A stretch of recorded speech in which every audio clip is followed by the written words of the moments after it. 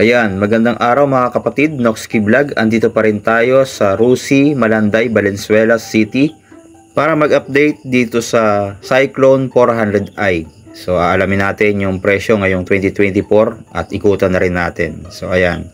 Pero bago yan, huwag nyo kalimutan na mag-subscribe sa akin channel and then click mo na rin yung notification bell para updated tayo sa mga sunod kong videos. Then patuloy nyo ako yung follow sa aking Facebook page na Noxky Vlog. God bless po. Stay tuned tayo. Noxky Vlog.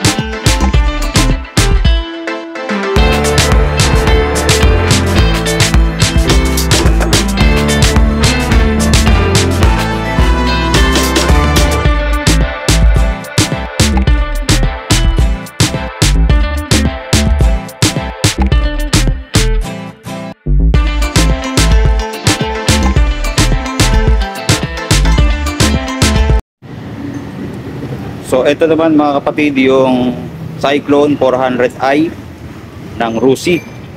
So ito naman sa mga gusto ng pang expressway legal na motor, meron ding available yung Rusi, no? Ito ngang nilabas nila. Nilabas na to nung 2023 pa. Nakita natin dito, meron silang available na isang unit. So ayan, napaka-bulky pala nito sa personal. So ngayon lang din natin siya nakita ng malapitan. Yan, makita natin yung kanyang makina. Yan, 400cc. Then isang napakaganda rin ito, laki ng kanyang radiator. Parang pang sasakyan na sa laki, water cooled. Then makikita naman natin dito yung kanyang engine displacement. Ayan, 400cc. Yung kanyang headlight, mapapansin natin LED na pero naka round shape. Ganda nung mga ilaw. So apat siya. Ayan, then meron siyang projector sa gitna. Then meron ding park light yan dito paikot. Ayan, tapos meron siyang maliit na windshield. Ayan, na kulay glossy black. Then may Cyclone na nakalagay dito. Then sa kanyang signal light, LED na rin, magkabilaan hanggang sa likod. Then sa kanyang suspension dito sa harap, ito napaka-bulky, laki. At naka-inverted fork siya. Yan, kulay silver. Then may reflector pa yan pagkabilang gilid. Tapos sa kanyang disc brake, ito napakalaki din. Ayan. Then ABS to, no?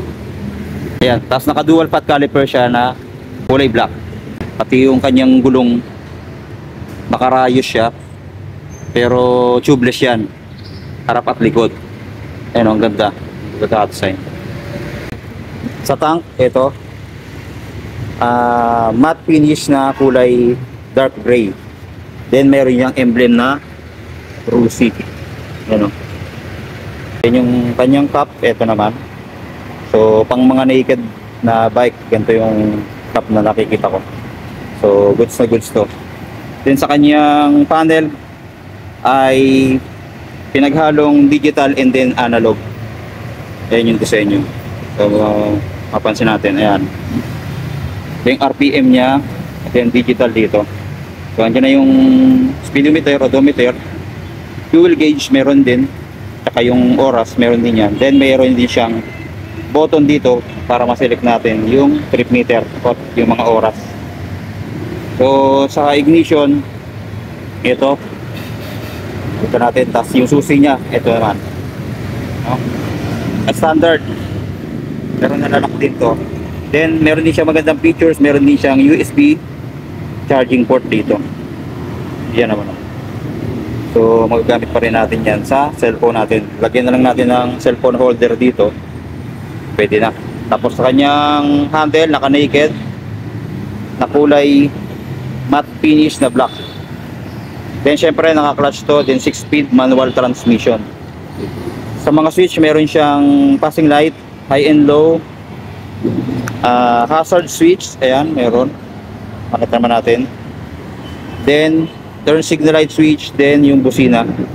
Sa kabila, meron siyang kill switch. Ayan. Then, bukasan at patay ng ilaw, meron pa rin. Tsaka yung electric starter andito sa ilalim. Ayan. Tapos sa throttle niya, ito naman. So, malambot din yung throttle. Then, meron siyang bar end magkabilaan. Ayan. Then, sa clutch, wow. Sa clutch niya, napakalambot.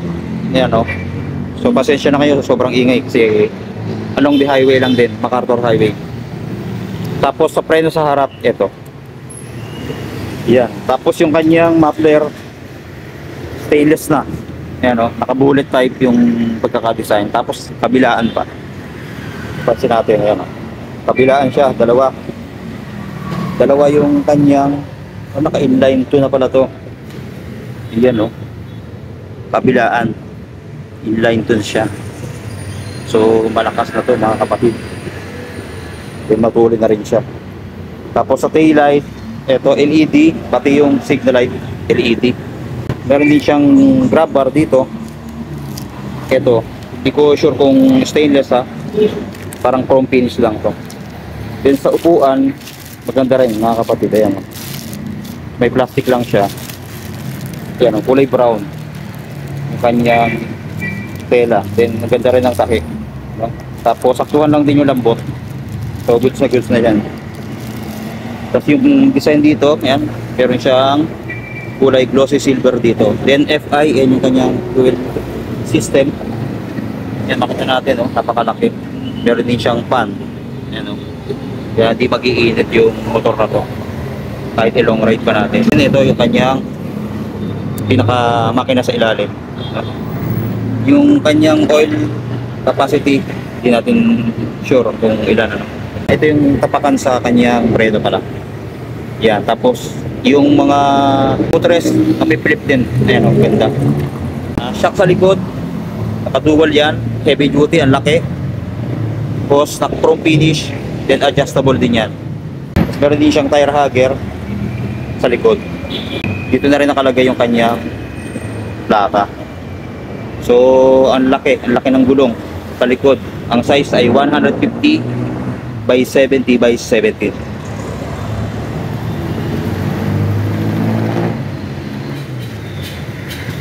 Dito naman sa harap ay 120 by 70 by 70 naman yung kanya gulong. Then tubeless na yan mga kapatid.